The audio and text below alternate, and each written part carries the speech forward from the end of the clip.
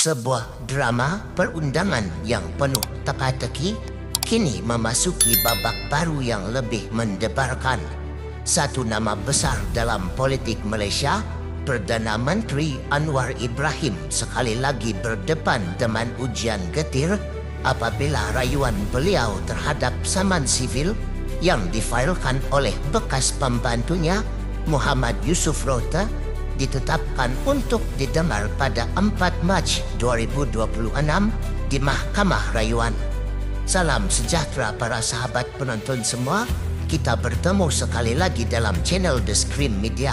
Hari ini kami bawakan satu berita daripada Malaysia Kini bertajuk Rayuan Anwar terhadap saman Yusof Rota didengar tahun depan.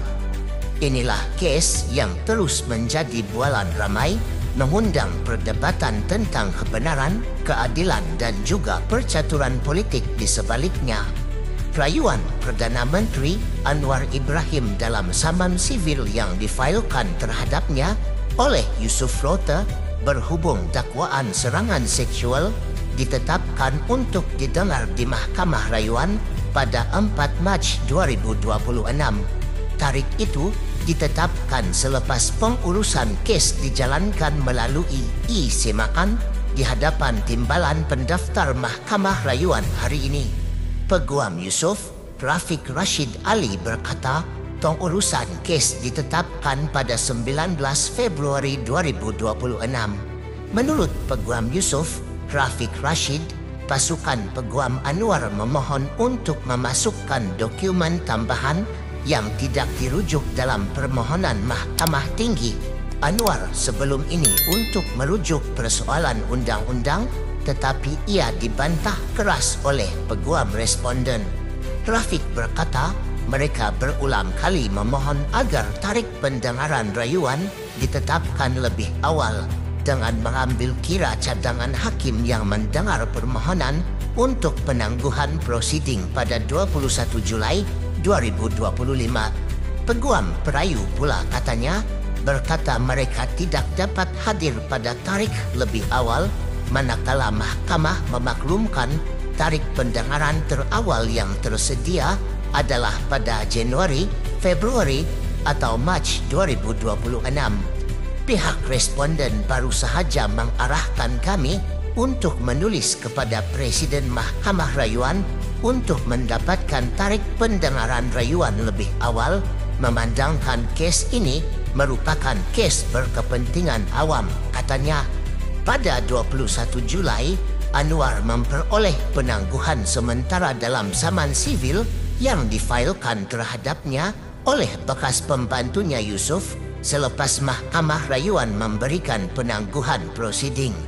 Panel 3 anggota diketuai Hakim Cik Ruzima Ghazali berkata, penangguhan harus diberikan kerana wujud keadaan istimewa sementara menunggu rayuannya di Mahkamah Persekutuan untuk merujuk 8 persoalan perlembagaan. Pada 10 Jun, Mahkamah Rayuan mengeluarkan penangguhan sementara ke atas semua prosiding dalam saman sivil itu yang Yusof mendakwa Anwar melakukan serangan seksual pada 2018. Keputusan pada Julai seterusnya dibuat selepas keputusan panel sebelum ini untuk membenarkan permohonan Anwar untuk mendapatkan penangguhan sementara menunggu keputusan mendapatkan penangguhan penuh.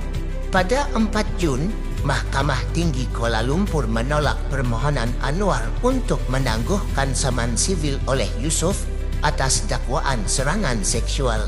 Hakim Ros Mawar Rozain mendapati dakwaan Anwar mengenai kekebalan dan potensi kemudaratan kepada fungsi eksekutifnya tidak mempunyai asas perlembagaan serta menekankan bahawa semua individu adalah sama di sisi undang-undang. Berdasarkan situasi kes ini, semakin kita selami, semakin banyak persoalan timbul. Jika keputusan mahkamah kelak tidak memihak kepada Anwar, adakah ia akan menggoncang kerajaan perpaduan yang dipimpinnya? Adakah pihak pembangkang akan mengambil kesempatan untuk menekan beliau meletakkan jawatan? Atau sebaliknya, Jika Anwar menang, apakah ia akan menutup terus pintu kontroversi ini atau hanya membuka ruang kepada episod baharu yang lebih mencabar? Burung merbah hinggap di dahan, angin bertiup menyentuh telinga. Kes di mahkamah jadi perhatian. Rakyat tertanya siapa yang benar akhirnya. Kes ini pasti akan terus menjadi bahan perbualan di kedai kopi, di media sosial, malah di Dewan Politik Negara.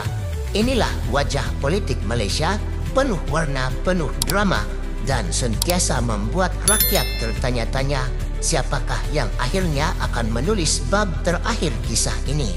Sebelum kita tutup video ini, jangan lupa like, komen, share, dan subscribe. Sekian, kita jumpa lagi.